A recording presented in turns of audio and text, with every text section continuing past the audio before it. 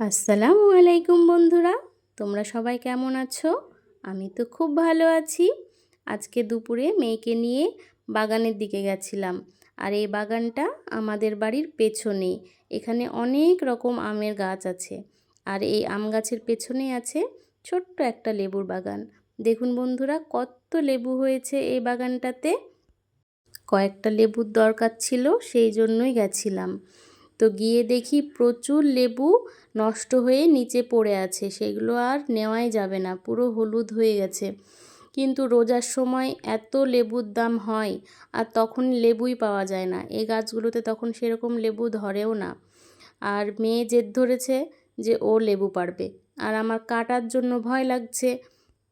লেবু পাড়তে গিয়ে যদি কাঁটা ঢুকে যায় হাতে, তো ও তো শুনবেই না, জেদ। তো আমি বললাম ঠিক আছে পারো। তো এই যে পাড়তে খুব কষ্ট হচ্ছে, পাচ্ছে না। আমি বললাম জোরে টানো। তো লেবুটা পেড়ে ও খুবই খুশি, এই যে নাচানাচি শুরু করেছে। আর আমিও ভীষণ কষ্ট করে দু একটা ভেতর থেকে মোটা মোটা লেবু পেড়ে নিয়েছি। আর এই যে এগুলো হাতের কাছে ছিল। তো গাছের জিনিস পাড়তে খুবই ভালোই লাগে। আর সামনেরগুলো একটু ছোট ছোট ছিল, আর ভেতরেরগুলো বেশ মোটা ছিল, সেই জন্য কষ্ট করে পারলাম। তো সবাই ভালো থাকবেন, সুস্থ থাকবেন, আর আমার ইউটিউব চ্যানেলটা সাবস্ক্রাইব করবেন।